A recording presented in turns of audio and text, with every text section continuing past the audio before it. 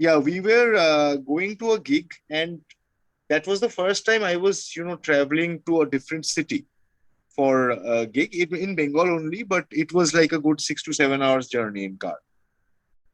And we were drinking, and we had drank a lot. And then we went up on stage. And yeah, after this gig, I had never actually drank before shows. Yeah, this was one of the few, and the last one actually. So so we were all drunk, and the entire college that we were playing is was also high. The entire college was high. It was that kind of a college where everyone is high, and when we are walking in, like everyone is drunk and everyone is smoking. It's all crazy.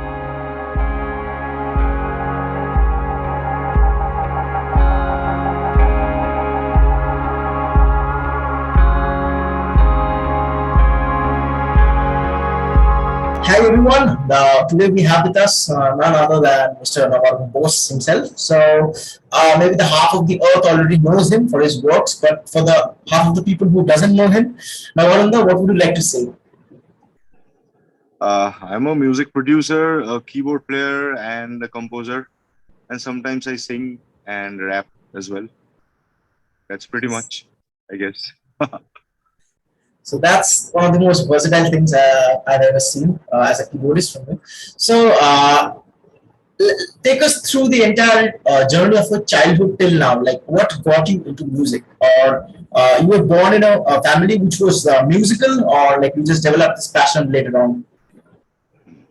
Yeah, see, I was actually born into a family where there was music everywhere. My mother is an Indian classical vocalist, and so she would be taking classes at our house.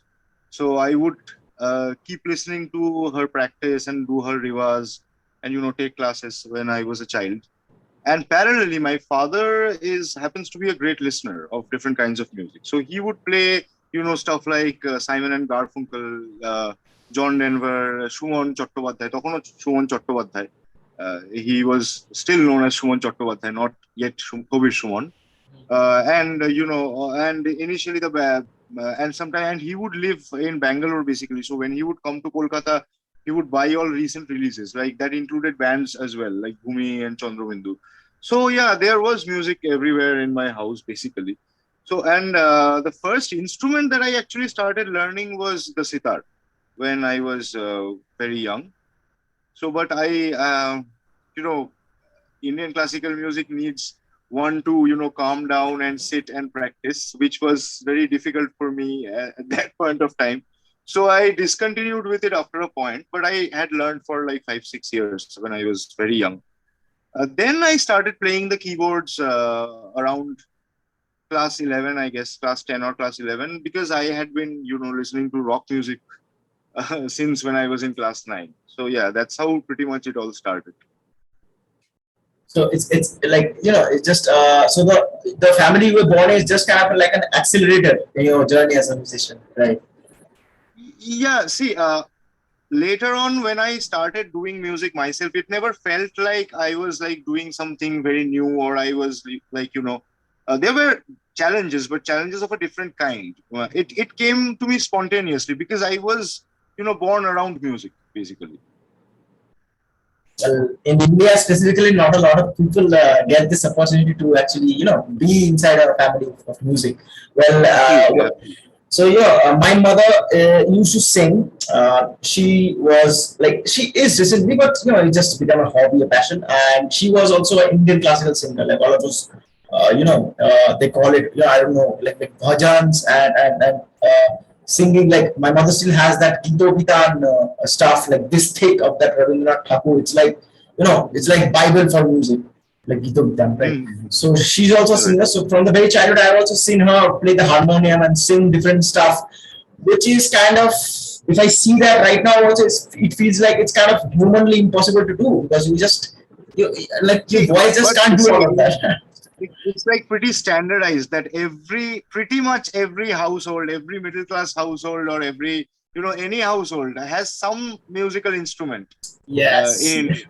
Someone has a harmonium, someone has a tabla, maybe someone has an old tanpura, but there has been music. Like the tradition actually is there in our country. either music or art or dance, something. So, like many children, many parents want their children to learn drawing, so they go to art school, every Sunday. So there's some kind of art happening here all the time. So that's there actually. Yes, exactly. Like this reminded me of the drawing classes we had on Sundays. Before the lunch we used to go and Bangladesh, then we had used to have Mount Shobhat. But before that we used to draw, like a river coming from there, a hut this side, a tree here, and a sun between the mountains. That's the famous drawings we all children love to draw.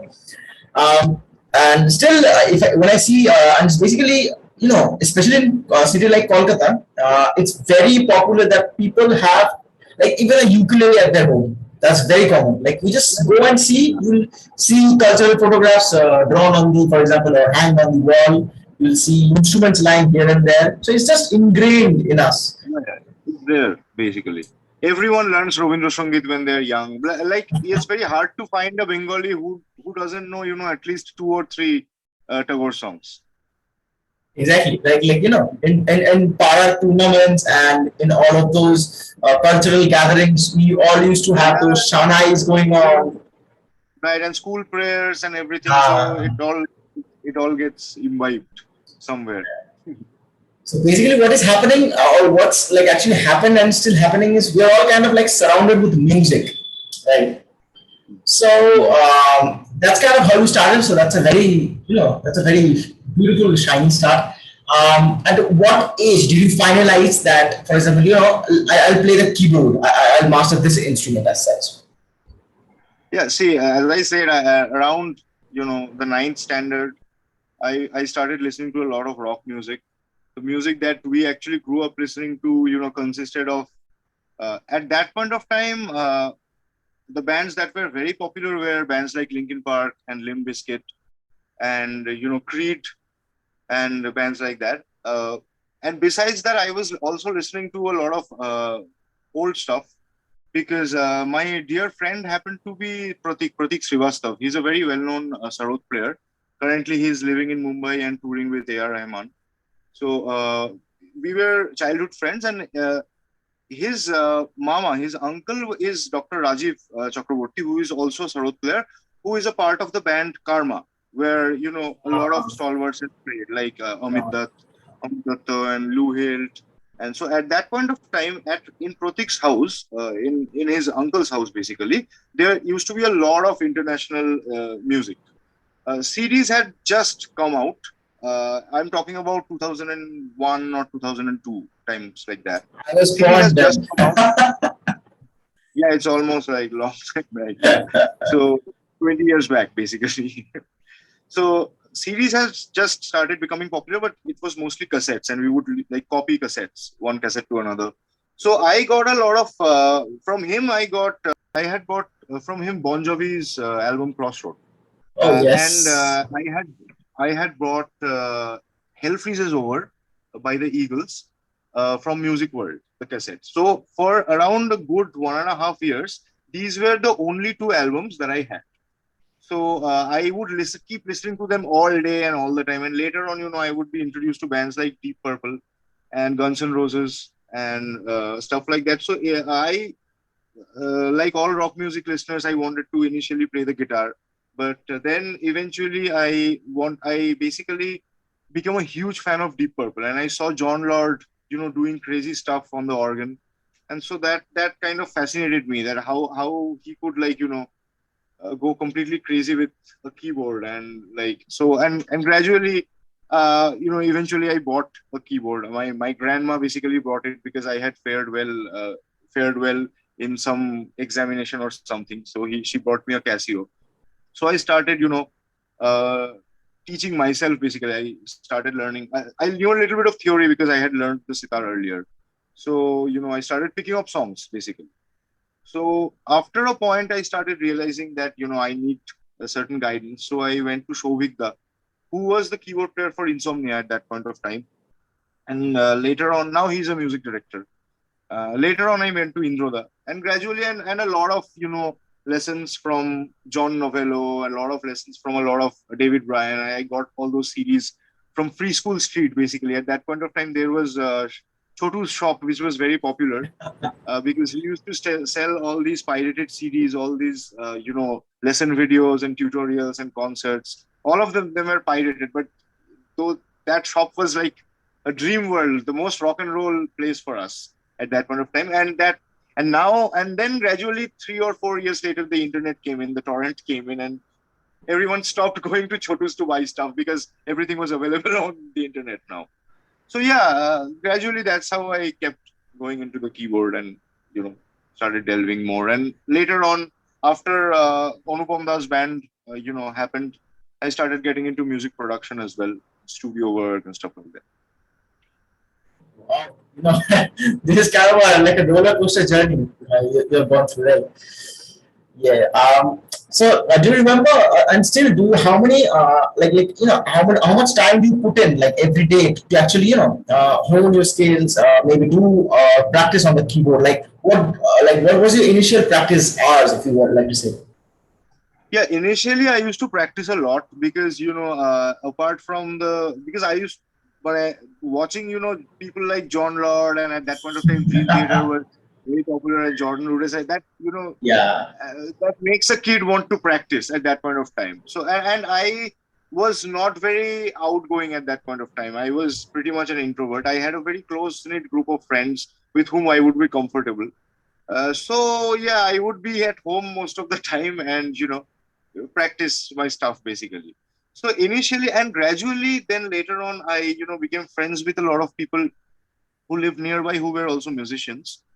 So this is actually a funny story. It also making me realize how ancient I am getting, because I'm talking about the initial days of the internet, when we would have to wait, a long time, around 15-20 minutes to get a decent connection. At that point of time, there was this, forum. This was pre-social media. There was this forum called IndianGuitarTabs.com. In it, there was another sub forum called Bengali Guitar Tabs. So there, a lot of musicians would discuss chords of all Bengali band songs, and also all kinds of songs. Tabs would be shared. So there, I basically got myself registered. It was a free thing. So I got to know a lot of people, and eventually the conversations that would start happening there would follow to Yahoo Messenger. At Yahoo Messenger, there was this group, and there everyone would go and use their headset mics and probably play a little something and something like that. Interestingly, a lot of established musicians like Gabuda and Nilanjanda, a lot of in fact Lokhichara members and Cactus members, they would also come into the chats and chat with these fans sort of. So there, I remember this was like after I had started playing for 2 or 3 years, and I have practiced. I know pretty much a good number of songs. So I had played, November Rain and Van Halen's Jump there somewhere. Yeah. And suddenly, 2 or 3 days later, I was also in college. I was in second year, first year. Yeah, I was just into college. Just first year had started. So I got a call from this guy Sri, who is a very well-known sound engineer right now. He's like winning awards everywhere nowadays. So Sirup called me and said that I live nearby and I have a band, and I heard that you can play November Rain. Is that true? I said, yes, I have picked it up. He said, okay, let's jam. So we jammed, and they already had a band, and there was this very famous band competition going on at that point of time, Bande Mataram, which was Band very big at that. Mataram. So, and they had also gone to Bande Mataram, and I had seen them on television. They were there till semi-finals, I guess, and then they got out. Nishkromon was the name of the band. So he asked me to join Nishkromon. I was like, okay, guys, cool. I have seen you guys on TV, man. That's really, so I joined them, and eventually I also made friends with a lot of people who live nearby who are musicians. So we would start jamming and pushing each other to pick up songs just so we could jam. We pick up Highway Star. I want to jam Highway Star. Okay. Oh my So God, everyone is that's singing one week and picking up Highway Star. So that was a phase for personal practice. At that point of time, it was so much fun. Being with everyone and starting to play. So personal practice, I would like give around 8 to 10 hours, I guess, per day initially, maybe more. If I include band practice also, that would be more actually. So initially, for the initial 3-4 years, there was a lot of practice. Nowadays, since I'm more into production, there's not much of scales practice and regular practice going on. But it's true that I'm pretty much playing all the time because I'm recording and producing and programming and stuff like that. But somewhere down the line, sometimes after a point, I try to make some time at least for a week so that I can practice again, because that like gives you a different kind of a kick. And since I'm, also in a band, Anupam Roy Band, which is a completely touring band, and we are doing regular gigs, so we are also in practice. So yeah, it's like juggling studio work and practice at the same time. But it's true that the initial days of practice, there used to be a lot of hours going on into practice, like, yeah, 10 hours, 12 hours, maybe more, even 15, 16 hours sometimes. But yeah, nowadays it's much lesser because I am like doing music all the time, but it's not like I'm practicing. It's like I'm producing music all the time now. like the routine was like this: like get up, eat, practice, sleep. Yeah. Yeah, And yeah, that was the case. Yeah, and then the exams would start knocking, and oh for god, a month or that's the so. most kind of irritating thing we had. Yeah, yeah, yeah. And then, I was also in a band called Super Junkies, and I was also playing for Crystal Grass eventually. And Super Junkies was a band which used to do exclusive tribute gigs. We did a Doors tribute, we did a Beatles tribute, we did a Coldplay tribute. So also a Deep Purple tribute, which was a half Deep Purple and a half a Leonard Skinner kind of a thing. So eventually, I picked up a lot of songs because of that. And then eventually, a couple of years back, we did not with Super Junkies, but with Bodhida, Vampida, Gabuda, and myself. We did a Pink Floyd tribute concert, last year, which was in Princeton. Sorry, in Top Cat. Then we wanted to do an open air version of that concert because we had like spent 2 months, very accurately picking up parts of Pink Floyd. So that was a very enriching experience. And we are planning to do it again in open air, if possible, with proper audio visuals and proper production. So let's see. It was called Bodhi and the Omega Force. The band was called. That's a Yeah. real good name. That's kind of crunch. Yeah. You heard it and you are like, एक बार फिर से बताना. Wow. Yeah. So that's like a Pink Floyd tribute band right now. So yeah, we will again, but everyone is very busy with their other bands. So eventually we will get together and do the gig again. Yeah. Wow. Like talking about Bodhida, this reminded me of something. Like they are recently having their 10th anniversary gig, featuring probably what's the Yeah, man's name? Vampira is there. Vampira is there. Bumpida, featuring Bumpida, and they're doing the 10th Yeah, anniversary gig. I have been really my good friends and very close with Bodhida for a long time now. It's been like more than 14, 15 years, I think. Because I learned keyboard from Savida, who was a keyboard player of Insomnia. And after learning from him from around 2 years, around 1.5 year, I guess, Savida said that I'm gonna take a break, so you start playing with Insomnia for a month. I was like, yeah, I was still in college. And I remember the first day, first night the gig was at some places, and next day I had an exam, and I was like completely didn't know what to do. I had to attain permission from my house. I had to study for 2 days before that. So yeah, since that time, that was 2007, I guess, so 6 or 7. Yeah. Since that time, I have been later on. I became a part of Crystal Grass because Savida eventually quit after a couple of years. Since that time, like I have been playing with Bodhida for a long time, and like he has been a very big inspiration in me in my playing because when I was playing in Crystal Grass, Bodhida was just completely shifting from his rock mode to his jazz mode. He has Oh, yeah. started playing for Kendraka, and he was playing with Tal Tantra and Vikram Ghosh at that point of time, and he was learning a lot of jazz and Indian classical. And since Crystal Grass was a very open jam kind of a band, we used to play a lot of funk, a lot of blues. So Bodhida would, want to improvise and want to implement what he had learned every Sunday at our gigs. So eventually that kind of pushed me also because I wanted to back him up properly melodically. So eventually he used to teach me stuff. So it was there was a lot of learning from Bodhida at that point of time.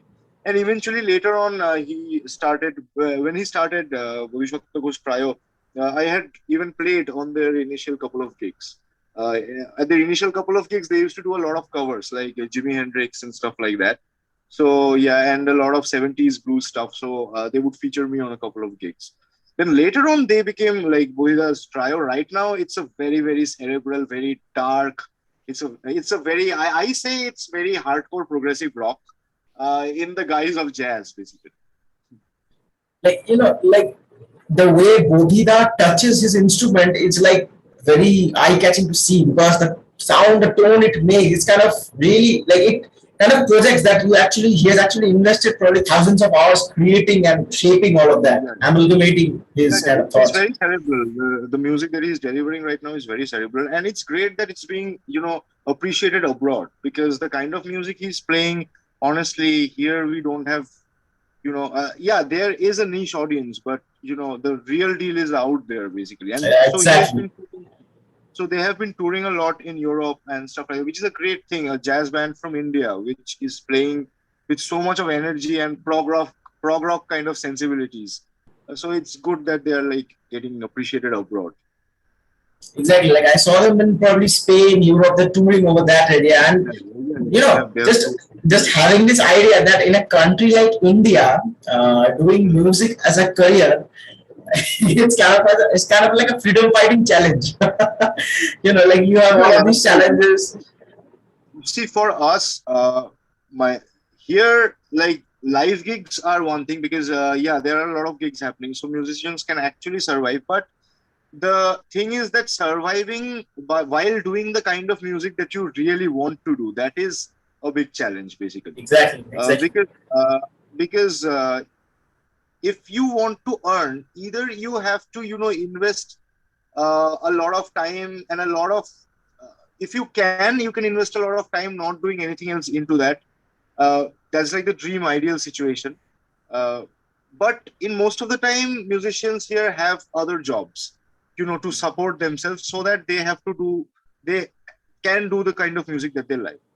So a lot of musicians have day jobs as teachers, and a lot of musicians like me, we produce music for films and we do ads, commercials, and mainstream stuff. So that I can also do parallelly bands like Enolayton, which is a very experimental band that I have with Bodhida again. The lineup consists of Bodhida. I also have a rap metal band called The Professor, and even with Anupam, there are a lot of songs that we make, which are very underrated. Not many people know, but as a band, we really like making them. So there are two parallel sides: that doing the kind of music that you really like to do, and parallelly you have to also keep on doing music which apparently the client wants, basically, because they are paying you for that. Of So course, yeah, exactly. the clever thing is to maintain a balance between them, which we all keep on trying, and to cleverly, inject things that you like into the commercial and the mainstream stuff. This is such a good statement. Actually, yesterday I was having a conversation with Mr. Sahil Makhija, the Oh, also known yeah, as the Demon Demon Stealer, Stealer. and he's just such an inspiration. I like the first time I sat and was talking to him, I was like shivering from top to head. I'm like, oh my god, I can't talk to him like that. He has nearly 7 to 8 lakh subscribers on his channel, and I'm here. Mhm. He's having Yeah, conversation with me. I have been his fan since the RSJ days. When I was in school, I used to save up money and buy RSJ from Park Street once a month, and there would be a lot of demonic resurrection talk on RSJ, and there would be his interviews. I remember an interview where he said that the demon stealer only hides from Sahil Wakija's girlfriend. He had said this in an interview at RSJ. I remember. It made me laugh. That like he's this serious, very Dimebag Daryl kind of a very Yes, metal exactly. guy, but he has this such amazing sense of humor as well. Like he was telling me yesterday that RSJ, the Rock Street Journal, was the only magazine back then. No, nothing else was there. That was the only magazine. All right, Yeah, so he was. I had a room filled with posters cut out from RSJ in my old house. So you also kind of destroyed the wall. Yeah, yeah. But the house is not there anymore, so the posters are also gone. This, Okay. yeah. So similar thing I have over here. This wall is kind of a wall of fame. I've written there because from bands from like Led Zeppelin to Beatles to Nirvana, everything is over here. It's like pasted. I just can't like you just go to every music listener's house in Kolkata, you'll find this. Like a small section also. Some posters are there. Yeah, yeah. Yes, it's such a beautiful Absolutely. thing to witness. So Sahil sir yesterday was saying to me such a very good point of line that kind of you also stored right, that kind of matched. That's what I can like relate. You know, he just said that I just asked him like a very simple questions, like because I personally love to ask a lot of questions. You know, that's why people get kind of irritated sometimes, but what to do? That's my habit.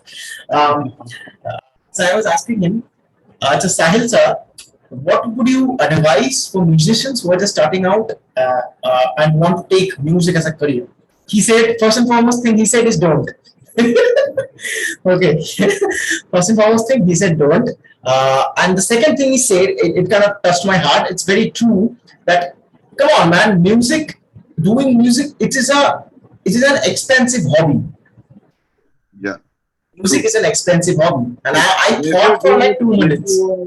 if you are doing it, at a professional level, that you have to keep on delivering every day. You have to keep on upgrading yourself. You have to keep on buying, new instruments and the best, top of the shelf gadgets, in order to, make yourself sound good, because that's really expensive. And here, especially in Kolkata, in the film or the commercial scenario, uh, yeah, there is a lot of work, but the payment kind of you get here is less compared to that of Mumbai. So a person who wants to buy a gear has to do a lot of work and then again keep on upgrading themselves. But the upgradation continues. So yeah, it is an expensive deal, man. That is so true. Yeah. And So, another thing that I would like to add basically to that, that if you are doing commercial music, then I have realized one thing, which I also tell people who ask me this question, that what do you want to say about kids who want to go up there and take music as their profession, bread and butter. So if you're doing commercial music, actually 50% of it is making music. The rest 50% is understanding people and exactly. talking, understanding the client, because we have to deal with, most of the times, not always, but yeah, most of the times we have to deal with people who are non-musical, who are the people who are taking the decisions, the people who are paying are all coming from management backgrounds here. So they're doing a great job, promoting their stuff. But ultimately, we are communicating with people who do not have technical knowledge about music. So at that point of time, it takes a lot of experience to eventually, understand this mode of communication. We're actually understanding what the client wants. So that is something. Sometimes it works really well. It works at the first go, but sometimes there are a lot of rework and a lot of things going on. Basically, So basically, sometimes it's a disaster. yeah. Sometimes things go out which maybe it wasn't your first choice, but it had to be there because ultimately the client wants that only. So yeah, but it's ultimately the end of the day. See, it's commercial work. That's why it's commercial, because they would want to sell it. So they would want to sell a product the way they want it. So here we are like contributing to making the product, but we are making it according to their briefs. So that is completely different from the band perspective, where you can actually, do a lot of things based on creativity, basically. Here, there's also creativity here, obviously, but it's a different kind of a creativity. It's like understanding the taste and understanding what they are trying to cater to which target audience. That also takes some understanding. Exactly. You and I can relate to you both at the same time. Sir. Like half part of my brain is kind of recalling what Sahil sir said yesterday. Half part is recalling what you are saying right now. So it's kind of a amalgamation going on inside my head. That's so true. And he also said something after that. He's like, I do music myself under the name of Demon Stealer, but that's not where I earn my bread and butter from. I'm like, okay, carry on. And he's like, I did other musical, in my case, maybe businesses to support my passion of doing music. And I'm like thinking all of these heavy sentences for Yeah, 10 minutes and then replying him back to him. So, what's your take on this? yeah, that's true. That's exactly what I said basically. So you need to do a lot of other kind of music here in order to fuel your own projects, basically, because the money comes from uh, you know the commercial and the mainstream process. Uh, Here we are talking about. I also have this rap metal outfit called the Professor, as I said. Which is a Bengali rap metal outfit. We have done a few gigs over the last few years. Sorry about that. So yeah, I also have this band called Enolaton with Bothida, which is a very experimental kind of a project. We have recently done recorded our English album. We had released a Bengali album previously. We have also done an English album, which is experimental alternative rock, basically. We call Oh, it bleak rock because it's very dark. So yeah, Enolaton is basically not alone spelled backwards, I basically. actually, I actually spelled that as emulation. Yeah, it's Enolaton. It's not alone backwards, like the Oh, mirror. So yeah. So see, the kind of there's actually not much of earning going on from these bands. We play festivals, uh, you know. Uh, so in order to keep on fueling this, but it's unfortunate we have our niche circle of fans, but it won't earn as much as I will earn from a jingle probably hmm. in a certain month. But a gig from Elenaton won't earn me that I earn from a jingle in a month. So it's unfortunate, but it's true. So I have to keep on doing jingles and other stuff so that I can fuel it, and it's fun also. I completely enjoy the process also. But it's not like I have to sit down and fight with myself to do it. So it's also an enjoyable experience. Sometimes there are struggles, obviously, but overall, see, at the end of the day, I'm quite thankful that I am doing music. At the end of the day, that is something that we are doing music. So yeah, so that is something that I'm thankful for, and yeah, I enjoy this process also. That working in the commercial sector as well as doing indie stuff. So I enjoy this process. Wow, such such inspirational people to talk to. So exact thing you said, Sahil sir said this, like, like for example, maybe you can keep your day job maybe in music or maybe apart from music, but who cares? Actually, what you're gonna do is play, for example, the guitar when you come back home after your job. Maybe just do some background scores, maybe do some jingles, maybe design some ads, maybe give your music to production houses. They'll do something with that, and probably you'll get something to pay your bills at the time. Otherwise, Mm. electricity will come and just cut your line, and you will be staying in darkness Right. forever. Yeah. And then that situation can be known as bleak, dark forever. Um, Yeah. so I ask this question to like everyone I have conversations with. What's your take on you know performing to make a living? Maybe as a band, maybe as a solo musician, or what's your take on this? See, performing regularly, it has its challenges. It has its great, amazing perks as well because you get to go on stage regularly and feel that energy, which I think which keeps a lot of people young for a lot of time. That Yes. energy.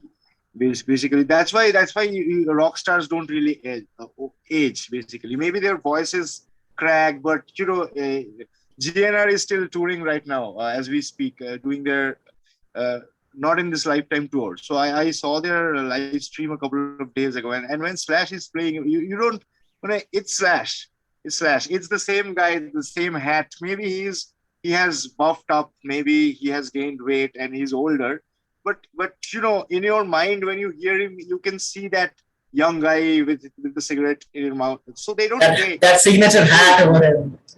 Yeah, absolutely. So live gigs basically, that energy is amazing.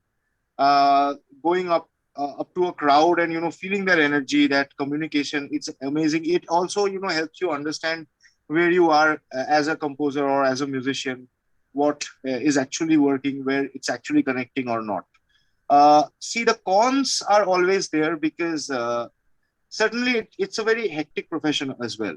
When you're touring regularly, and especially when you're doing tours abroad, you get very less amount of sleep, and for a long period of time, if you keep on doing that, there's this fatigue that comes in, and there's this challenge, again this fight to overcome that fatigue, and you have to go on stage, and even if you're sick, you have to perform because that that's your everyday thing. So yeah, performing regularly definitely has its pros as well as its cons. So, but I would say, that's like it's what musicians love to do the most. Actually, I think Yes, yes, yes. most musicians that I know, including myself, even if there's a lot of studio work going on, a lot of pressure going on, if there's one gig happening, you come out of that gig very, very refreshed, and then you go to the studio and it's like, okay, chill, because you feel that kind of adrenaline, which is something that live gigs are, you know, very important, I feel. And it also helps you stay in shape with your playing, I think. Exactly. Like as musicians, we spend all of this time in our bedrooms practicing so that we just can one day get up to a stage. Maybe it Mm. doesn't matter if there's like 500 people or 100 people or just 10 people sitting and listening to us, but it's kind of important, like we are like above the stage and just Yeah, yeah, seeing no what's stage, and, happening. and and it's a one shot thing. Like you start and you end. Do or die, It's a that's one it. shot thing. Probably the first time I saw you was in City Center 2 near my house. Okay. You were probably with the Anupam Roy Band. I was standing near this sound box right here, and it was like blowing so hard that my entire heart is going out and coming back at the same time. And I was probably 13 or 14 back then, maybe 14 or 15. I don't know, 15 years old, and I'm this small. I'm looking up like this. The stage is this high, and probably I also remember the color of the light. It was probably bluish or something. It's kind of in the middle of Which the, which year was it? This is 2017 or 18, I think. Right. That's a tough question. I don't have an answer for that. I just remember I was like 15 years old or something. I think, I think yeah, yeah, yeah. Okay, so first time I saw, and I was like, we all know Anupam Roy. We all know the entire band, what it has contributed in the scene of music. And here, small kiddo looking like stupid. All of those guys, big guys with their mics and guitars, wired. I'm like fearful. Okay, oh, this is kind of music. And probably I didn't start music back then. Like I myself, for the audience who is watching, who don't know me, which is like 90% of the people, I play the guitar. I try to play the guitar. So I didn't start playing this instrument when I started attending concerts. The first concert I attended was due to my sister. She was a very big fan of the entire band, the Anupam Roy Band, and she's like, "Hey, chalo, chalo, chalo, chalo! I got a ticket. I got a ticket. We have to go to that concert. Anupam Roy is coming." I'm like, "Kaun hai, kaun hai, Anupam?" And I didn't know honestly. I was like a dumb. I Yeah, probably it happens. probably the only No, band see, I listened to. initially I started listening. Where initially also I hadn't listened to a lot of bands' music from Bengal because I was invested completely into Led Zepp and Pink Floyd and Exactly, that. Yeah, exactly. so it happens. That's pretty cool. Yeah, it So happens. But that's it depends the on the kind of music that you listen to. Later on, when I started, I had heard Amake Amato Thakte Da, obviously, and I had also jammed upon it with a few friends at that point of time. But later on, when I got to know him, then I also checked out some other contemporary artists' works to understand like what kind of the Bengali scene, what could we do with it, basically. wow. I had already gods in my mind. The first time I saw Jimmy Page from Led Zeppelin play a rip a Stay with the Heaven guitar solo in the stage, and I was like, well, that uh, इस जन्म में तो पता नहीं कोई और जन्म में हो सकता है. I was that kind of kid. So the only song I heard till now then was a lot of Honey Singh songs. Mm-hmm. No, we all have this Honey Singh phase, as childhood. Probably I still remember every one of his song, So the only song I heard till then, a good song, which my sister introduced me, was "Stairway to Heaven" by Led Zeppelin. That was the first song, and I was blown. So that kind of injected a lot of Western influence in terms of music in me. And then I just discovered an ocean of stuff which I was missing out. Starting from Lynyrd Skynyrd, as you said, Dire Straits, Scorpions, a lot of bands. Like I was more, I gradually developed this interest in metal. I loved metal. I discovered Metallica, like of course. I discovered Megadeth. Yeah, I Metallica's discovered Black Album. I had brought the Black Album from Music World. I remember it was $100, and I had saved up some money. So and it started with Enter Sandman, and that like pretty much yes. changes basically the first time you listen to that. And you're like this is a different world. What's happening? Um, Yeah. Listened the first song I listened was Nothing Else Matters. Like everybody hears this song first of Metallica. I discovered Megadeth, heard the first song Symphony of Destruction. I discovered later on I went, when you're just in an ocean of music, you just don't know. You're like kind of like directionless. You just कुछ भी आएगा हम ही सुनने लगो. Like that's kind of a thing. So I then discovered a band called Lamb of God. Like Oh, yes. heavy stuff, heavy stuff. Yeah. And I got Yeah. addicted to the band so much that there is no one album I have that like their entire discography is mugged up. Like from the Yeah. starting album, As the Palace is Burned till now, every song is mugged up, even in what order they are in particular albums. I just got so addicted, and then I found a band which till day I love and I'll keep loving. That is Opeth. That's a Oh, band. amazing. I I, had the I good mean, fortune of, were you there at the Megadeth concert at NH7? my sister went. I was listening Honey Sing back here. That was insane because Chris Adler was on the drums. That was Also, Marty insane, man. Friedman did came there. Yeah, no, Marty Friedman, yeah, on their India tour, that was the later one, I think. Anytime we get a Shillong. Yeah, I went to see them when Chris Adler was playing the drums, basically. He's of course a god. Chris Adler is just insane. When he played with Megadeth, he played like Megadeth, actually. It wasn't like he played like a fan, basically. It wasn't like that he was overstepping or something. But that was really good. Like, watch Chris Adler play your favorite Megadeth songs. That was insane. Dave Mustaine was very, very unhappy with the Kolkata audience because he wanted them to sing and the audience was not singing at certain points. And he was like, that was terrible. I remember that. He's like, he has kind of like given up, like, nice. Yeah, their new album is coming out, by the way, on the 2nd of September. It's called Like, The Sick, the Dead, and the Dying. It's called The Sick, the Dead, and the Dying. Basically, Dave Mustaine had cancer for a couple of years. Now he's recovered. So apparently they had started production before he fell sick, and then COVID happened and everything happened. So now they're finally releasing it. I heard his interview, a few weeks back. Yeah. It's like unimaginable. Like these bands who we thought as legends, like for example, the Big Four, Metallica, Megadeth, Slayer, and Anthrax. Yeah. The Big Four, like exactly. Like these four used to get on stage, and the crowd is just like bursting. Like millions of people in just a stadium. Even people from the lakes and all just staggered over there to watch these guys. Like for example, a Pink Floyd concert in 1969, which had nearly like 500,000 people, like 500,000 people. It's like an entire city in front of you. Exactly. My sister actually went to witness this thing. Actually, Steve Vai also came with Mohini Day and all of those gods in Shillong.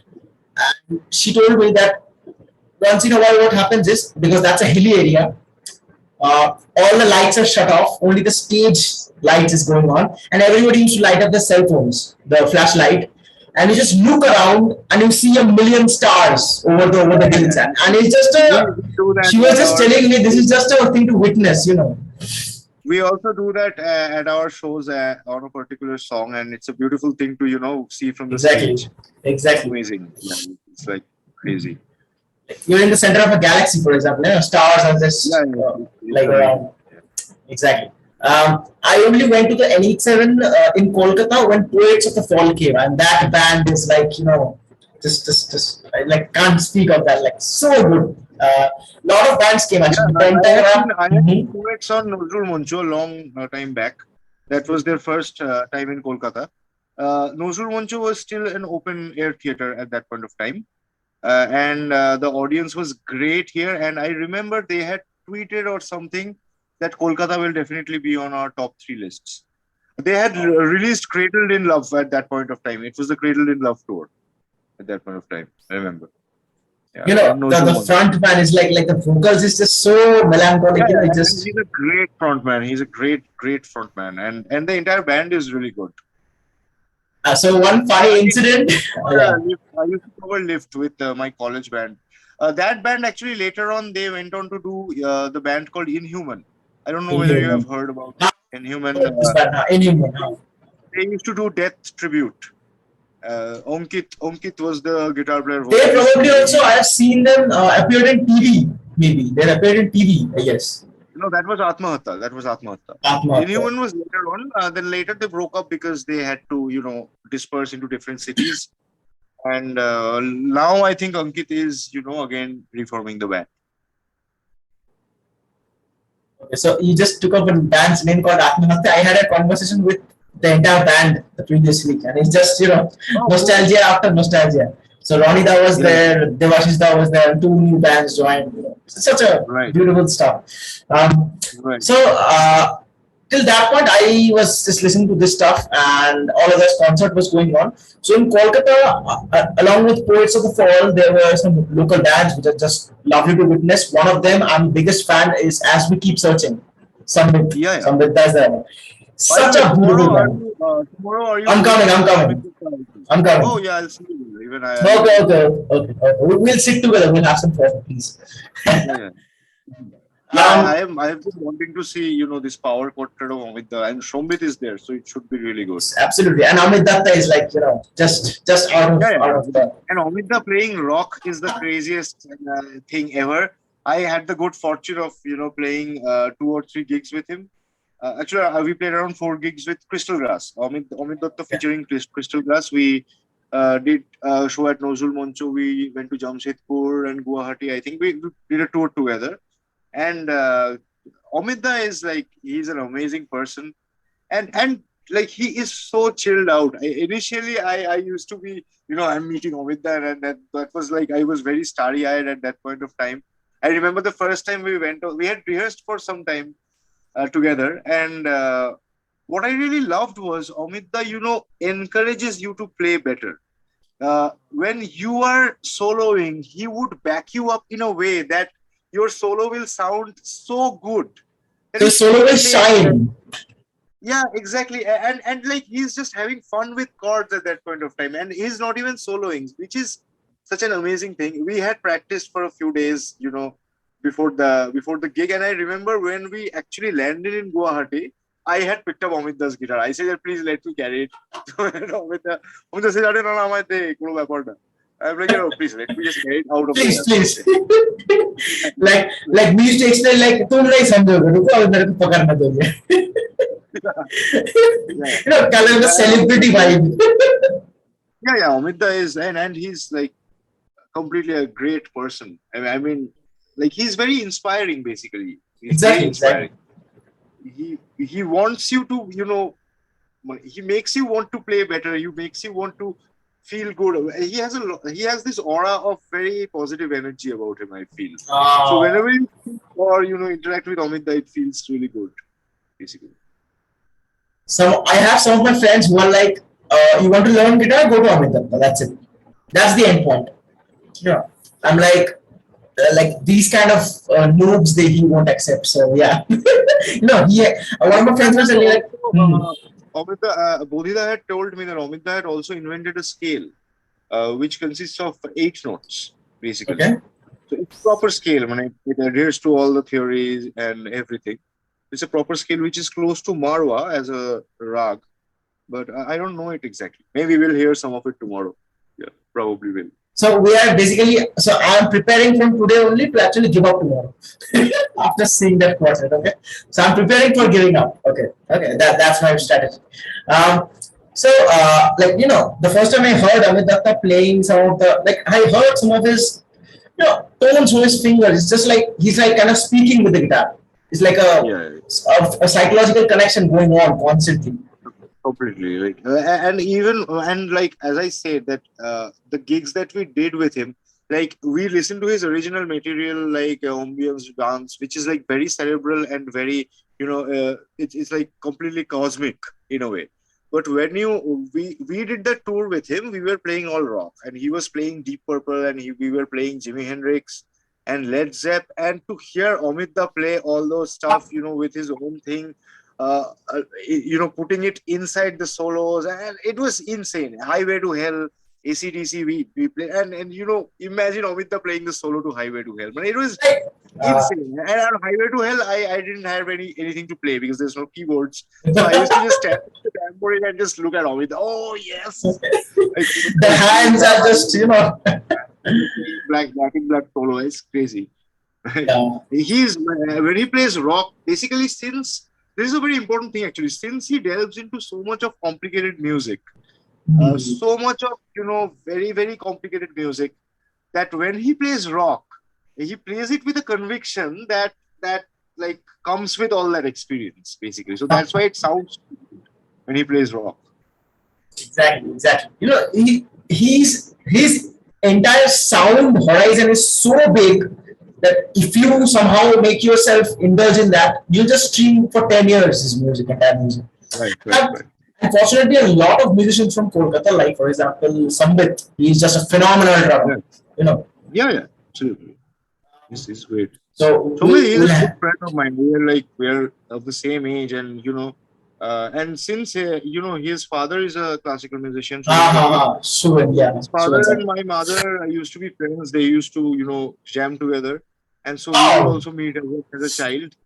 And at Pratik's place, we would we would at that point of time we would just play and make fools out of ourselves. We were very little at that point of time. Uh, Yeah. Later on, I have played with Shomvit in Ganesh Talkies, Ganesh topics. and Ganesh Talkies, and then Shomvit has also played with the Anupam Roy Band. He has played a few gigs with us.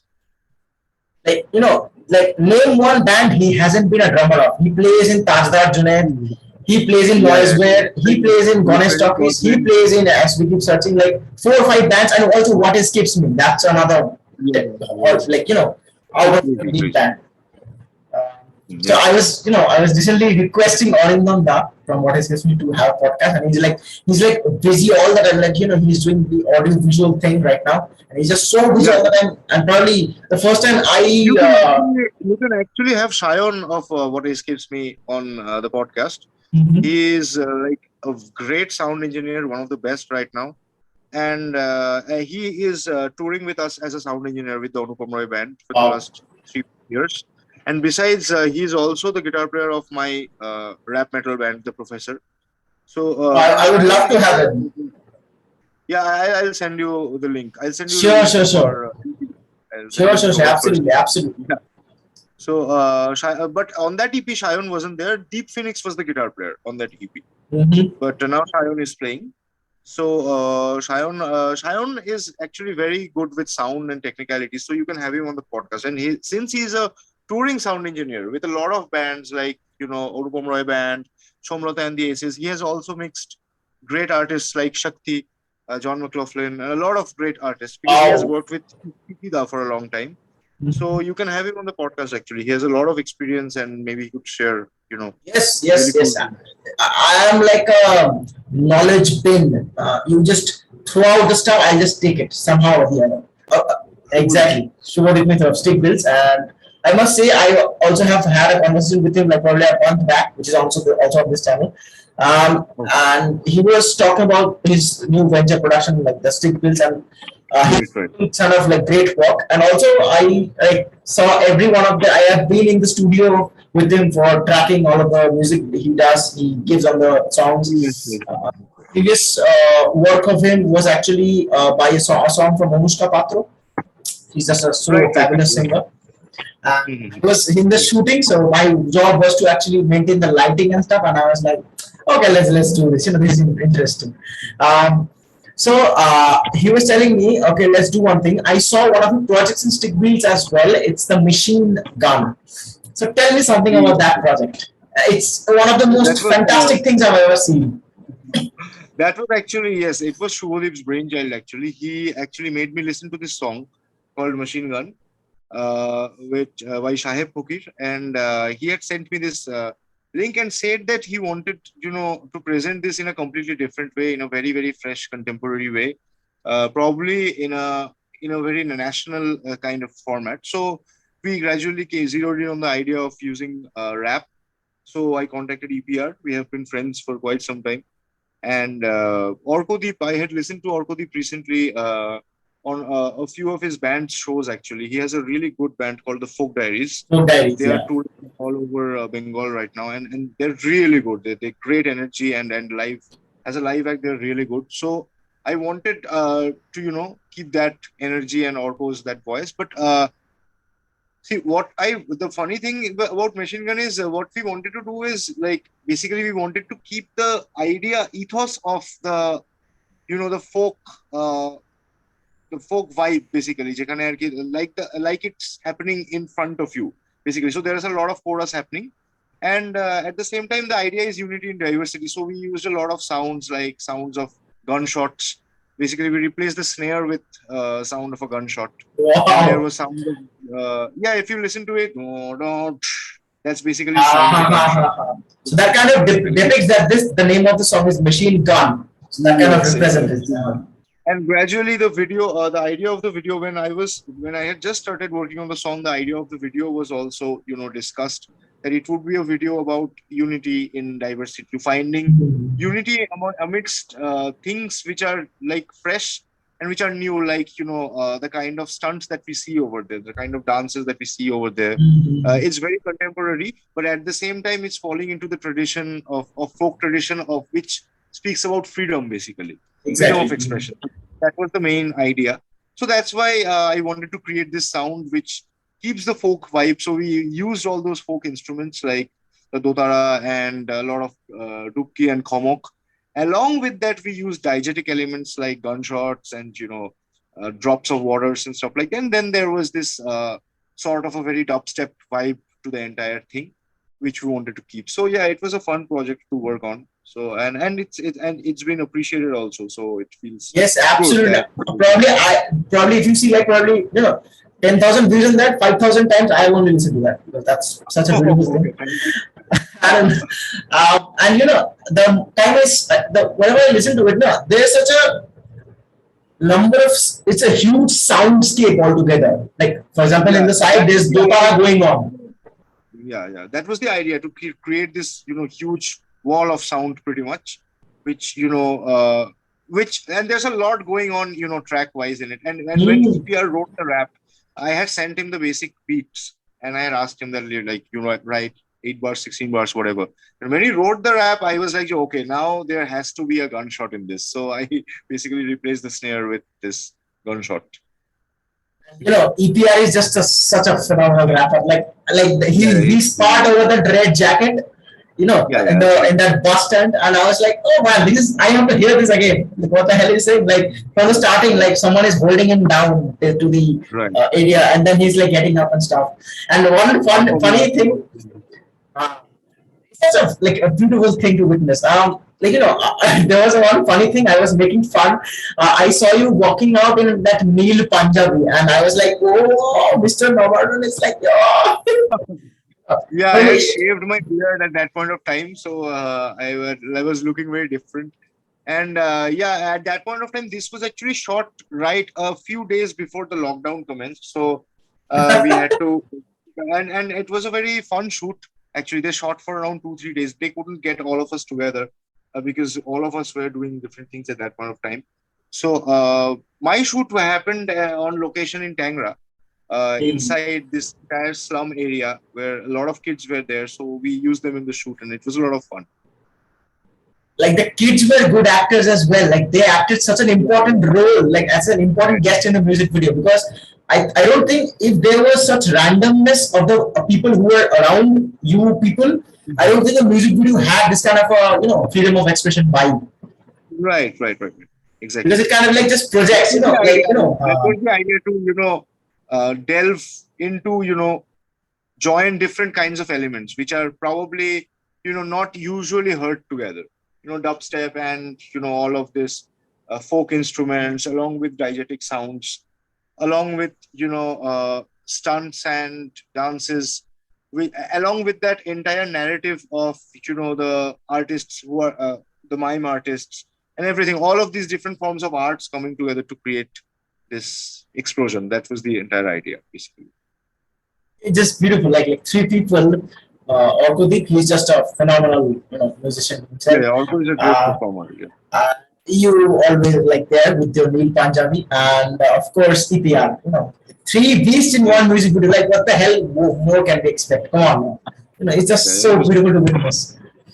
Um, so basically, this is a question I kind of we're reaching to the end. I ask everyone. Like it's not a question; it's kind of a request. um, I will generally throw three questions, very simple questions. It's something like this. What was your first gig and how did you feel? Second question is, what was your worst gig? And third question is, what was your best gig?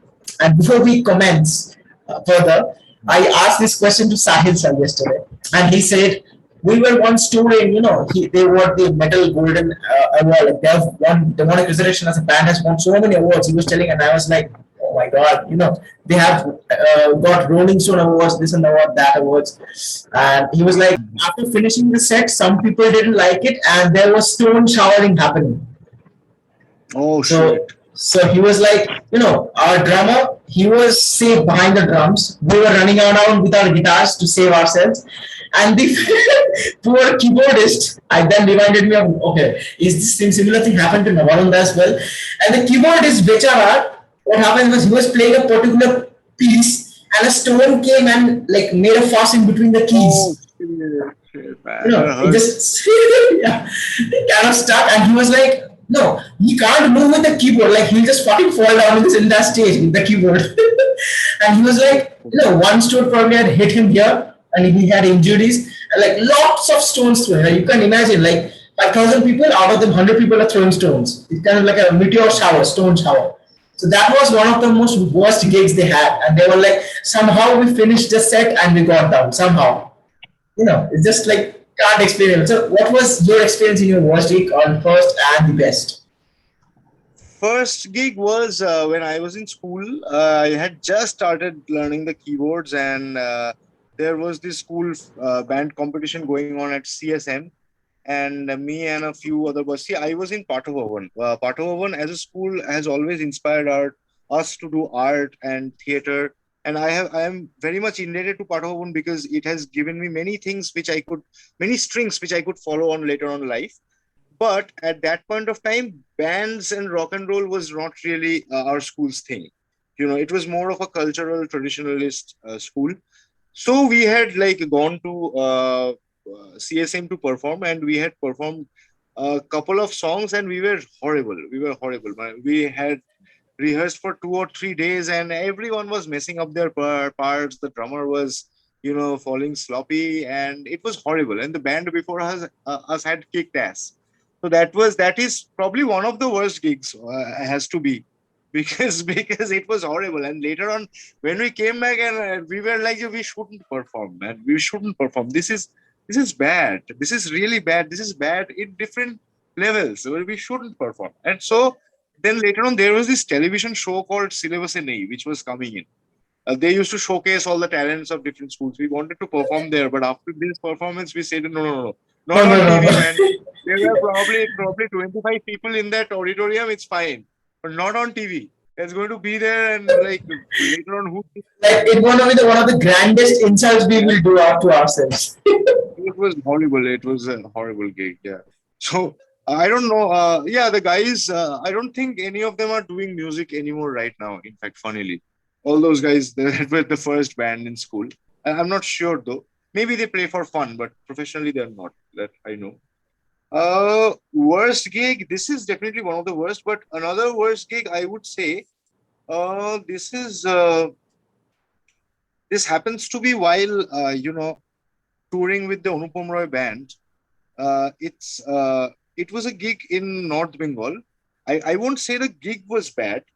No, actually, with Anupam Roy Band, has not been very disastrous gigs because it's more of a produced band. And when Anupam Roy Band started, already it was a known band, so we had the production basically.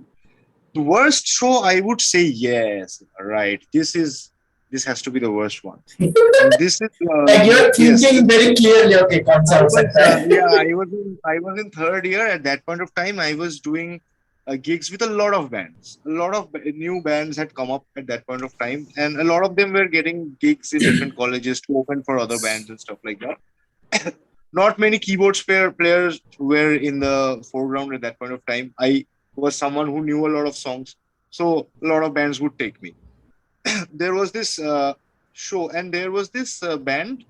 I know I shouldn't say the name because then later on the things that I'm gonna say, it's like pretty crazy. So I might say the name. You might have them as they don't exist anymore. Yeah, we were going to a gig, and that was the first time I was, traveling to a different city for a gig in Bengal only, but it was like a good 6 to 7 hours journey in car. And we were drinking, and we had drank a lot. And then we went up on stage. And yeah, after this gig, I had never actually drank before shows. Yeah, this was one of the few, and the last one actually. So so we were all drunk, and the entire college that we were playing was also high. The entire college was high. It was that kind of a college where everyone is high, and when we are walking in, like everyone is drunk and everyone is smoking. It's all crazy. So I was singing a few songs on that day. Also, I used to sing songs.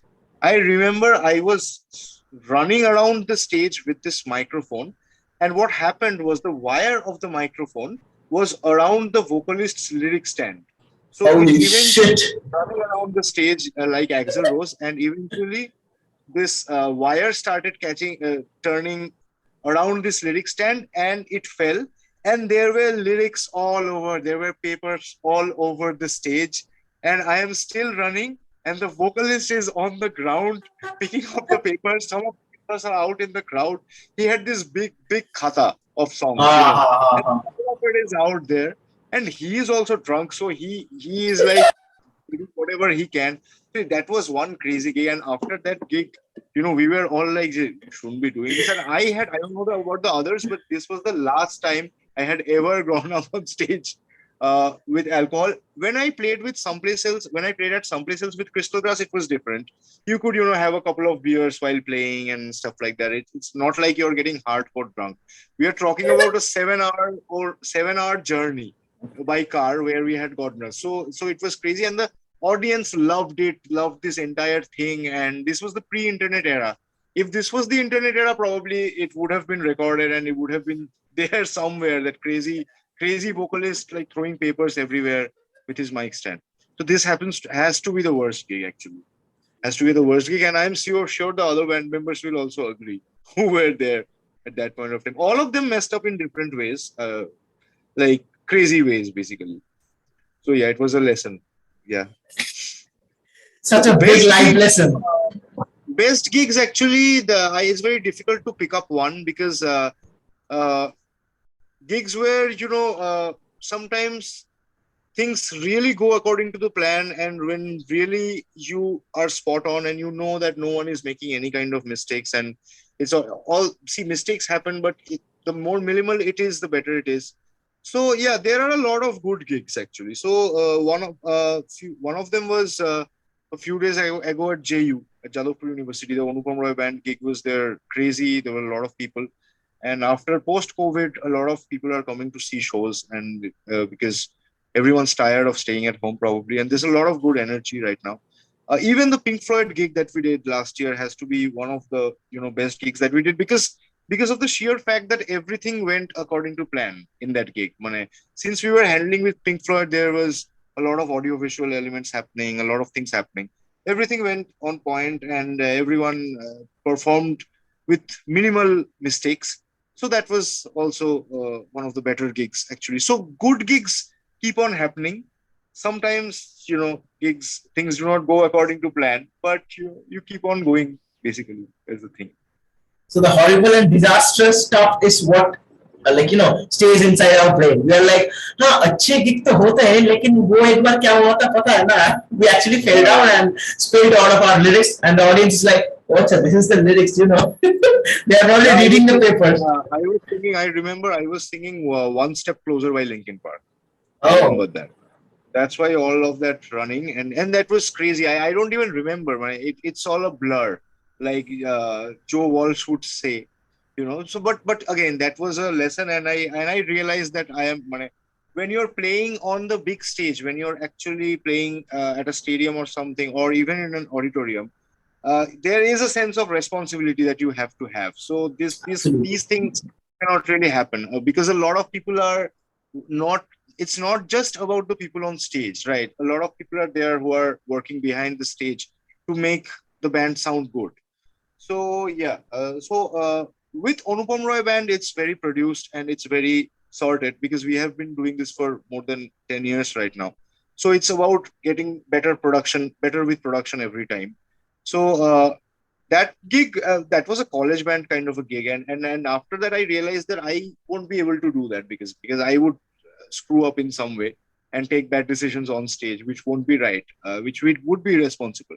But when you're playing at a pub, or you're like playing uh, maybe blues, or then I think, but I used to have a couple of beers while playing at And some that's kind of places fine. because It's it kind of like a close enclosure. It's like fine. No safety, security, all is there.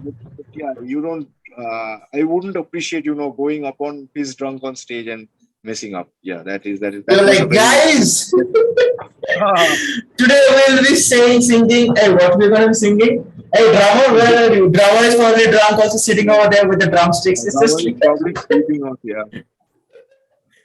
guitarist is over this tuning string, but actually the guitar is over there. Yeah, We don't know what he's at that doing. point of time, everyone is thinking that they are like delivering the best performance of their lives. Everyone is thinking Ah, that. exactly, But exactly. later, then you see that, oh, And later, one of your friend comes up who went to your concert, and they're like, guys, what the fuck happened last night? Did you know? And you were like, what happened? What happened?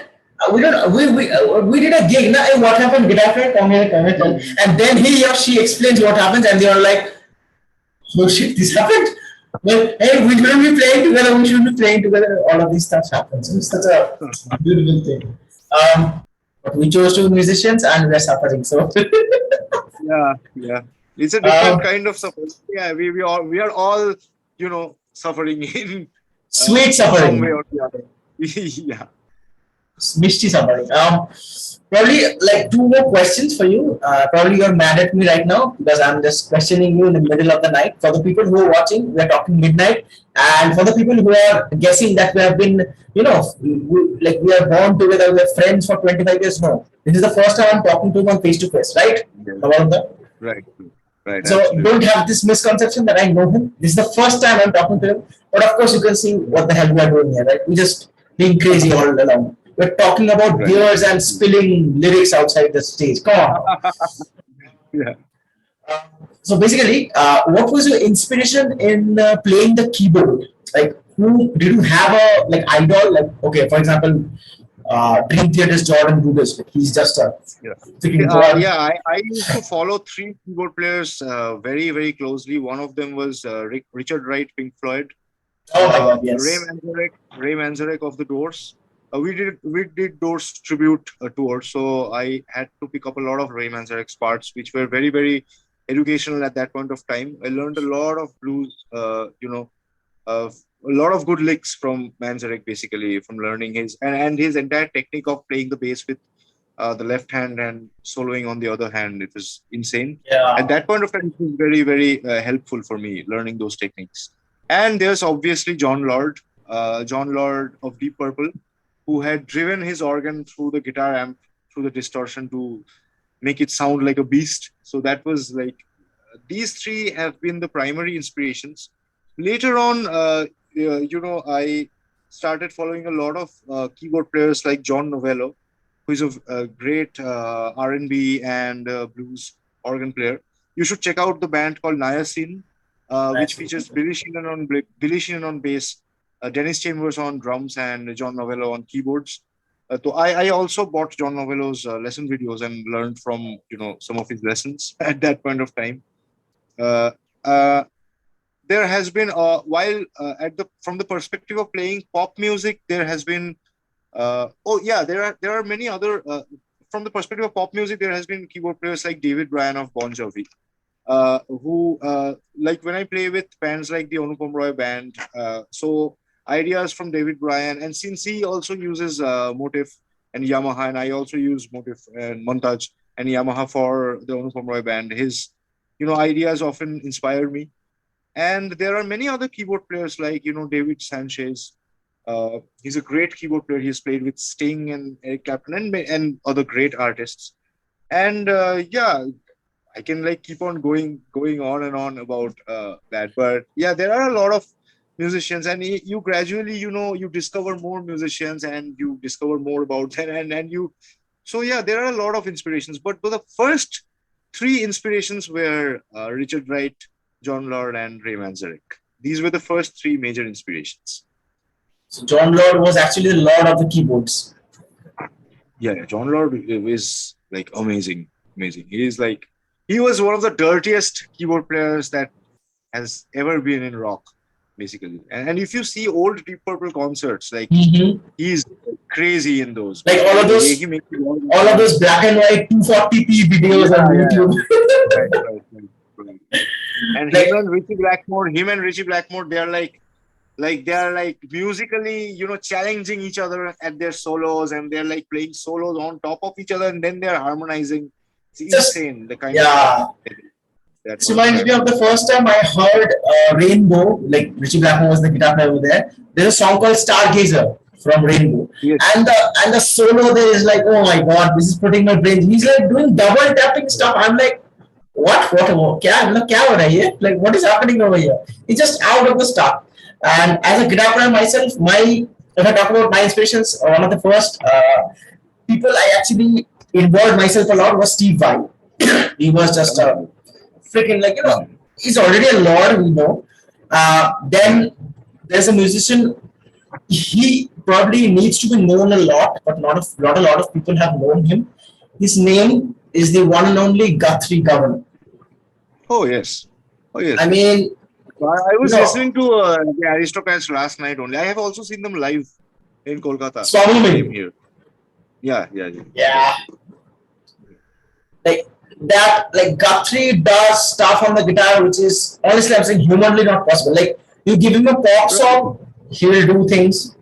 Yeah, Of I course. have also seen him when he tours with Hans Zimmer. It's a Oh my completely god. different thing, but like what he brings to the concert is insane. I've watched him do the live of Interstellar's track. Oh yes, yes, I've seen that. It's crazy, So crazy. the white light is dropping in front of him. He's golden. It's kind of like Jesus standing over there, and he's playing with a slider. I'm like, oh Yes. my god! Like, it's such an emotional outburst. What happens in that point of time? It's like, it can't be taken like this. And if you talk about Hans Zimmer, his way of doing music is just, he'll just have probably 1 million guitars with six strings, half strings this, Yes. half fretless, half this, half that, and just like completely dynamic. Like the musicians who play in that orchestra, they probably have invested 30, 40 years of their life just trying to learn, for example, a violin or a keyboard. Mhm.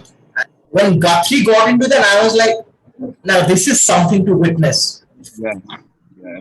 Yeah. And like every musician in Aristocrats, like the Marco Miniman, he's a beast on the drummer. Yes, yes, absolutely. And Brian Beres, he has played with So like have you name heard that. this song by Guthrie called "Gaping Head Wound"? Yes, I actually saw them live. He had the story of he fell down while Yes, writing yes, he that fell song. down and he kept on. He put his woolly hat on and he kept Yes, on yes, writing the yes, yes, song. yes. Yeah, And it crazy. was like, he said the story in such a funny way. He was like, I was thinking of completing the song, but I was also thinking maybe I should go to the hospital. Yes, yes. Like, I And was like, everyone is laughing, and he's like, "Yes, it's okay to laugh at other people's miseries." It's like that. exactly, exactly. And then he starts to play, and when you give Guthrie a guitar and some food and some water, that's all you need. And just see Yes. him do this. He's literally looking somewhere like, I'm like, oh yes, yes. Probably it will take 150 more years to do that. So yeah, thank you, Gavan, for making me giving up on my instrument. Thank you so much. So one of the biggest questions for you: how did the Anupam Roy Band happened, and when did you got in? See, I was already playing for different bands when I was in college, and I was at that point of time I was playing with a band called The Colors, which was a Hindi rock band, which had also done some albums, and I was also playing with Crystal Grass and Insomnia. I was still in college. I was doing my masters, and I actually wanted to take up teaching as a profession, because that would be the only profession which would allow me to do music in the evening time, and I would get holidays. So at that point of time, in 2010, when I was doing my masters, Amake Amar Moto Thakte Dao had come out, which had become a huge hit, and everyone had their caller tunes set up to that song. So, Yes. and I remember I had done a gig in a pujo with a friend. It was a duo kind of a gig where we had done a medley of Falling Slowly from Once and Amake Amar Moto Thakte Dao, and a different version of it. So yeah, the song was there, and I listened to the song. It has good words, it has good lyrics. I liked it. So later on, basically, Anupamda called me. I had previously told you that I was learning from Savida, and at that point of time, after Amake Amake Tatlav had got famous, Anupamda used to live in Bangalore at that point of time. He used to do his job over there at Texas Instruments. So he was getting a lot of shows in Kolkata because he had a hit song. So he wanted to form a band, and he wanted a band which would tour with him and eventually which would record his songs as well. We would eventually arrange and produce music together. That was his initial plan. So he was looking for musicians who would be young and looking forward to be in a touring band and do music regularly in a production format as well as in a live format. So Savida had given him my number because I was studying MA at that point of time. I was actually looking for more avenues musically because I had also got a few jobs, but I wanted to do music at that point of time. That's the So then passion. See. Onupamda, yeah, so Onupamda had come to Kolkata. We had jammed. He had a lot of great songs written, and he had them composed in a basic ways. So we sat down with him and we arranged and made certain songs, and then we started doing shows. Shombit had played in the first gig, I remember, Okay. and then Shomdipan was supposed to play, but he wasn't there. So Shombit played, and then later on Shomdipan again came back, and so we made a lot of songs at that point of time, like Faka Frame, which we later on recorded in albums like Dityo Purush and Bakko Bagish. So basically, what had happened was Onupamda had called me, and he had said that, see, I'm looking for guys to form this band, and we had jammed basically. So he was the one who got in touch with us individually, and then we jammed, and eventually there were some changes from the initial lineup. But myself, Shondipon, and Onupam, the three of us has been there throughout Constant. since the beginning of the band. Yeah, yeah. And then later on, what happened was I had after my masters, I had taken a job at a college as a guest lecturer while I was preparing for NET because at that point of time, Onupamda was staying in Bangalore. He would come sometimes and we would, play Mhm. some games and he would go back. And then eventually I started teaching in a college. But what started happening was Onupamda's different songs started releasing in different films, Vaishes Rabon and Ekbar Oh, Bolne yes, and yes, yes, yes, Bani Rao yes. Tomar Haat, all of them. And so his frequency of shows started increasing. And then he would eventually leave his job. That I would come to Kolkata and play music with my band and do shows, basically. That then he would leave the job.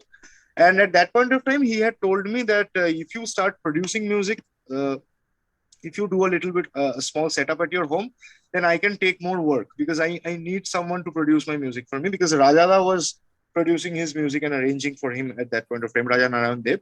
But Rajada was very busy with more work and he was constantly traveling from Bombay to Kolkata at that point of time, Rajada. Uh, so he was working in a lot of Bollywood films as well. So Rajada had didn't have much time. So Anupamda, so I was like, okay, cool. I had some programming experience with my previous band. So I eventually upgraded my computer and, we started programming music at my home. And it's funny, basically the music of Piku was entirely arranged and programmed at that uh, room of mine, basically. So Wow. for a long period of time, we would sit together and, do programming and record and then, drop it and record again. While doing all of these things, I eventually realized that I won't be able to continue with the college anymore because I'm doing gigs and I'm doing studios. Now the leaves are starting to get expired. So I eventually left the college to, do this full time. Wow. How many lineup changes did the entire band go through? Like once, twice, or thrice? The first guitar player was Shayonda, but Shayonda left around after a year and a half of touring. Then Shubodip had joined. Shubodip Okay, and Rohit Subodhi. had joined.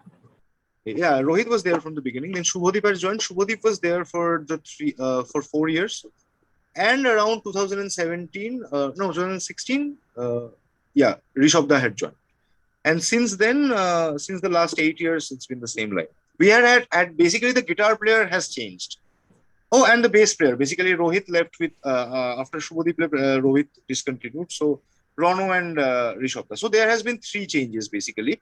But Rono and Rishabda, this lineup which has been existing for the last 7.5 years now, this is the most constant, and we have done like most amount of work together, films and albums and stuff like that. Wow, like you have actually lived 100 lives in one life, honestly. Um, Right. Yeah, I don't know. I don't know. It's one life with 100 windows, I would say. Come on now, this is a motivational podcast, guys. Come on. This is um, uh, like if you had a count, or do you know how many shows have you done as a band? Oh, we have done many shows. I definitely like more A than thousand, ten five. thousand? Yeah, yeah. I don't know, not 10,000, but near about 1,000 probably. Yeah, Wow. including all kind of shows basically. Yeah. Because at one point of time, see, for me, for the Anupam Roy Band, at one point of time there would be 17 to 18 gigs a month. So yeah, that Wow. was like during season time, of course. So it was initially, and for me, it might be more because I have had the experience of playing at pubs for 5 and 6 years. So that entailed playing at least once one gig every week. So yeah, that's that's somewhere where your number of shows go increasing, basically. Wow. Um, a same question. Um, any advice? Like you have been in working in the music industry for a freaking long amount of time. Any tips for musicians who are starting out or maybe doing some things but are not getting anywhere, or maybe wondering like why am I doing this, maybe I should leave this and that? Like what do you think, what's the future of the music? And maybe another question added to that would be, what are some tips for musicians you can give as a musician yourself? Like we only, for example, the young musicians will can only look up to people who have actually done a lot of things, and we can only learn from them. So what's your take on this? I didn't get the second part. Second part, try to bolo. Second part Last is like, what are some tips for musicians who are beginning out to do music as a living, or maybe have been doing some things for a while, but are just wondering, okay, is this good? Is this can I do this? Like how things work? How do I get to things? How do I do this that? Like, what's the entire take on this one? See, for musicians who are starting out, I would like to say that keep an open mind for music. Listen to all kinds of music. You never know where inspiration strikes from. So learn to try to listen to all kinds of music and appreciate different forms of music, so that when you create your own music, there can be influences and it can get interesting. But at the same time, when you're composing, you have to understand that it's not all about how much you know, basically. This is again also comes to the different part of the question, that when you're making music for a living, this is something that one has to keep in mind, that your skill, your understanding of music, everything, if you're making music for a living, that is, if you're playing music for others, or if you're producing music for others, basically you're earning your bread and butter through music, then at that point of time you might have to do a lot of things which are, which you might not initially want to do musically, but at that point of time you might have to do certain things musically because the client wants that. So yeah, I'm talking about commercial music mostly, because most musicians who have to make a living now has to do a lot of gigs, or they have to do commercial work because that's what pays, to be honest. So one thing that we have to understand while making music as a living is that we have to put our ego aside. Basically, this is something very important, I think, because it's very important to stay open, because you never know who you learn from. You never know where inspiration comes from. So you have to understand that it's not all about how much you know and how much skill that you have that will bring that you will bring into the platter. Sometimes it's the simplest things which can create magic. So my point is, listen to a lot of music, but be in sync with yourself also, that what you exactly want, and be open, and so that you can, like, there's a very healthy conversation going on between yourself and the outside, so that you can feed yourself, and you can also feed the outside world creatively. Wow. That's a no. I will think for this for the rest of my life. Musicians who are watching this, make sure to follow all these tips because this man has. Yeah, even when you're playing Mhm. with a band, ego is the thing that will make problems. So And this yeah, is you have kind to of a be very big problem we see nowadays, or even like a long time we're seeing that people are like yeah, it's been there. this. Like, Why will I talk to them? There's this yeah, hierarchy see, that one this. one cannot put themselves before their work. That is something that I always stand by. Your work is something, but you are creating something as a work. It is something, but if you are putting yourself ahead of your work, then that might get a little bit of problematic, because then you are adhering to an idea of absolution, that I have done it, basically. Then Uh, that is closing windows for more interaction. so like the learning mode has to be on 24/7, 365 till you die. Yeah, but you don't need to think of it as learning. That's what I'm saying. You can just think of it as experiencing, and in the way you learn, it makes it easier, basically. It's like just don't have anything bounded. Just whatever happens, we just see, absorb everything. That's important. Yeah, yeah. Mhm. See, the first time I heard Amit Datta's Ambience Day dance, I tried to understand it, and I was like, oh my goodness, this is so difficult. All these counts, and I'm stopping. And then I realized this. See, Amit Datta didn't want, but though he definitely doesn't want everyone on their first listen to stop every time from the experience. So I said that, drop it. I won't count. Just Let play it me and happen. experience. Let my So yeah, ear get then it. later on, it has given me certain ideas. So that's the thing. You don't need to keep on your active self all the time. Sometimes passively listening to something, or sometimes it. My idea is just be open to everything, whether you're active or passive. Just keep your ears open and your windows open. ওই মনের জানলা খুলে রেখো, according to Shinujata. Yes. That's a golden line said. Like this is something Steve Vai actually said in one of his lessons. He said something like, maybe in your bedroom someday at night you are maybe uh, experimenting with a chord, for example, and suddenly you just shifted something and you got something beautiful. Grab a tape recorder and record it, document it. And maybe sometime when you're writing a song, you're like, okay, I probably need an abstract chord here. Oh, wait a second. Let me check my recording. And then you can actually get back to that beautiful chord you played one night. This kind of a good thing. Right. And Yeah, because yeah, he gave an example like this for a song he has for the love of God. He has a song for the love all of right, God. We right. all know that. So he was like, Crazy. first time I was thinking of this melody, I actually sang it and tape recorded it and kept it in my phone. Then I Right. found it on guitar. It's not that I just found it Yeah, on yeah. guitar and just it became a song. I do that as well for composing, and even Mhm. parts and songs. Sometimes when I make songs for films, I record it wherever I am. I record it on my mobile and later on sit with it. Yeah, it's a very very good process, I would say. It's a very healthy like approach Yeah, to doing music, right? Like you just don't know whatever happens because it's kind of very difficult to store all of that inside your brain. Like you can't be right, sure like absolutely. that. I can play that chord 5 years later. No, it's just not gonna Right, right. happen. All right. Mhm. So great tips. See, The last, every time you're creating, your creative juices are flowing differently. So that's the thing. you're using such heavy sentences. Like, what do you want me to become, philosopher? No, creative juices, Amrita actually says this very often. So that's why I said that. Yes, this is such a tasty word. Like creative Yeah, juices. It's yeah. like something is popping out from our heads. Um, Yes. You can like visually see it. Creative juices. Absolutely, Right. absolutely. But it's in the air, like love is in the air, Yeah, creative juice the is in the energy. air. Mhm. Um, Probably the last question and the end of the night question to you. Any tip for me as a musician and a creator?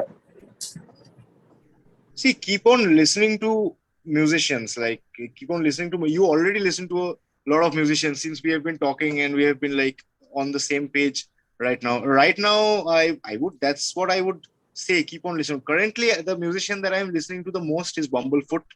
I have been like My God, cultivating his music. yes.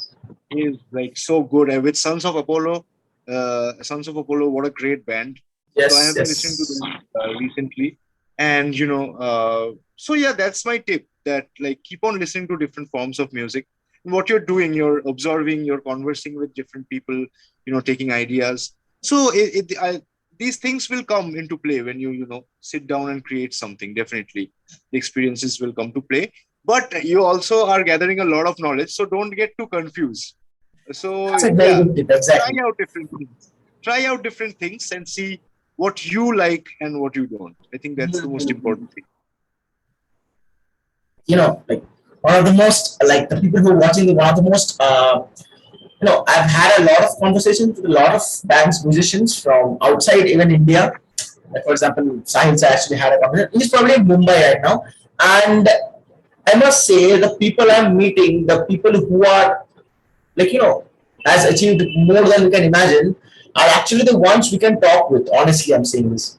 Right. Like if you go ahead and ask people who have achieved more in some context that I'm kind of unsure of this, like how should I approach this, how should I do this, they'll genuinely take out time of their busy days and will say that to you that this is what you should do, Hmm. right? And it's kind of a very rare act of humbleness we get to see every day.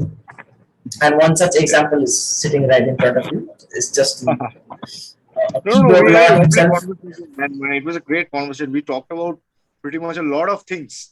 Absolutely, absolutely. Like, if this is the conversation we have while we meet first time, I don't know what will happen next. uh, Again, thank you so much for taking out an hour or so, like more than an hour or so on a busy day. Pleasure, man. I had a Thank lovely you time. so much. Thank you so much from the bottom of my heart. It just makes me like just made my day. Such a great thing. And for the people who have been No, seeing I this, had a really good time as well. Thank you for having me. thank you. I should say that. Come on, I'm like bottom from my heart. I have to say thank you. For the people who are saying like his entire band, the works he has done, doesn't need an introduction. But still, it's my work that I'll get each and every possible links in the description. Do check them out. Please support all of the music we hear, especially Bengali music, because we are from Calcutta, or as said in Bengali, Kolkata. Chalo, Shanti. That's about it. That's about this podcast. Hope you people like it. And if you did, you can subscribe. Maybe you don't want to subscribe. That's up to you. But I hope I will brought some value out of this podcast. Again, lastly, thank you again to you, Mr. Nabarun, for doing this. It just melts my heart. And see you tomorrow. Okay, with a cup Yes, see of you coffee. tomorrow at the concert. Right. Absolutely. Thank you so much. Thank you so much. Good night. Good night.